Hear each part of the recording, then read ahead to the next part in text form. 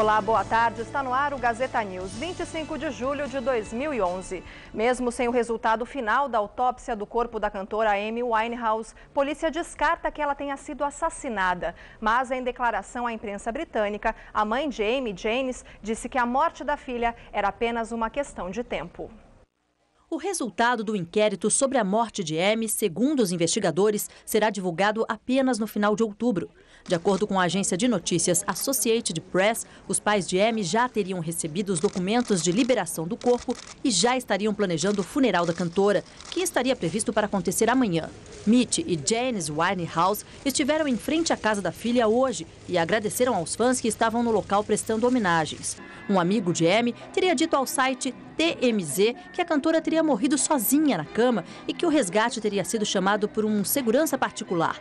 A Dívida do Sul lançou seu primeiro disco aos 20 anos. O segundo trabalho, Back to Black, lançado em 2006, consagrou a cantora que arrematou 5 prêmios Grammy, o Oscar da música. Após o anúncio da morte, o álbum subiu para a primeira posição e já é o mais vendido no Reino Unido. Segundo o site Hollywood Reporter, Amy estava preparando seu terceiro disco e o álbum póstumo deve ser lançado ainda este ano. Amy Winehouse morreu no último sábado, aos 27 anos.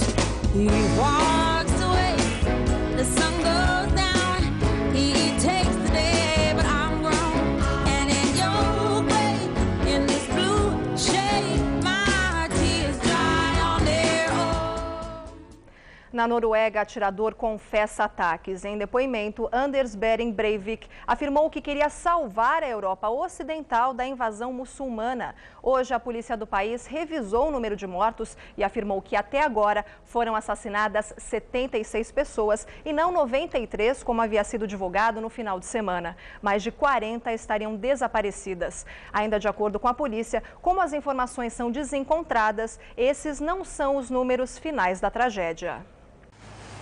No final de semana, em interrogatório feito pela polícia, Anders Behring Breivik, de 32 anos, teria assumido a responsabilidade pelos 2 atentados, tanto a explosão ao prédio do governo, quanto aos disparos feitos na colônia de férias da juventude do Partido Trabalhista, que fica na ilha de Utoya.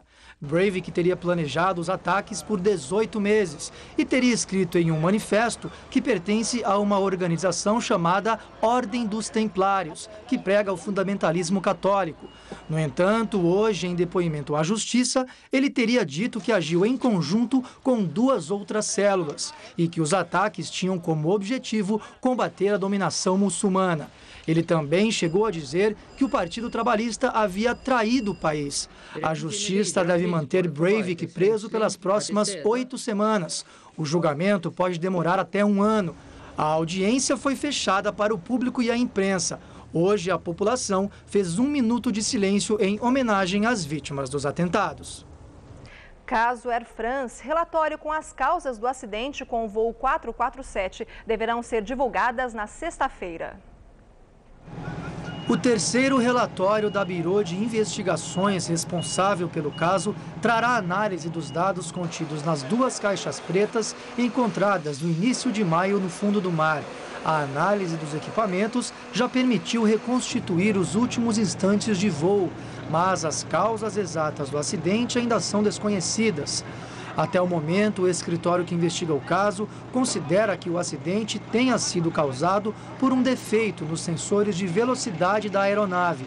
No entanto, as autoridades acreditam que só isso não explica a tragédia. O acidente com o Airbus 330 da Air France aconteceu em maio de 2009. O voo fazia a rota Rio-Paris quando caiu no Oceano Atlântico, matando as 228 pessoas a bordo. Por conta da superlotação que vem tomando conta do aeroporto de Congonhas, a Infraero decidiu abrir uma segunda sala de embarque para os passageiros. O local começou a funcionar hoje.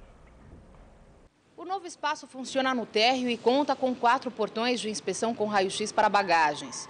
Os embarques a partir de agora serão feitos dos portões 1 ao 12 no primeiro andar e dos portões 13 ao 22 no térreo.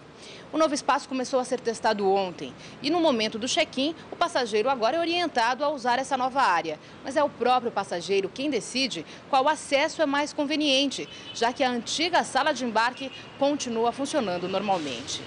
Antes da medida, todos os embarques eram feitos no mesmo local, que possui apenas 6 aparelhos. De acordo com a assessoria de imprensa da Infraero, 1.600 pessoas passam por hora nessas máquinas. Na maior metrópole do país, quase 2,5 milhões de pessoas sofrem com a falta de endereço. Moram em ruas que não existem oficialmente porque não tem nome ou CEP. Na zona leste da capital paulista, um grupo de moradores se uniu e conseguiu sair do anonimato após mais de 30 anos sem endereço. A placa foi colocada há menos de um mês. A Travessa Flor de Pêssego é motivo de orgulho para os moradores. Grande vitória. Hoje nós temos o endereço, nós temos o nome, nós temos o CEP. Por pelo menos 30 anos, a rua que fica entre as avenidas Jacopêssego e Laranja da China, em São Miguel Paulista, zona leste da cidade, não teve nome. A falta de endereço era motivo de muita dor de cabeça para os moradores. Uma das referências para entregas e correspondências era o posto de gasolina. Toda a correspondência a gente buscava no posto e assim, combinava com o carteiro, né? Então assim, tinha essa dificuldade, né? Até de fato porque a rua não tinha nome, né? O mecânico Valmir também perdeu clientes que não conseguiam encontrar a oficina.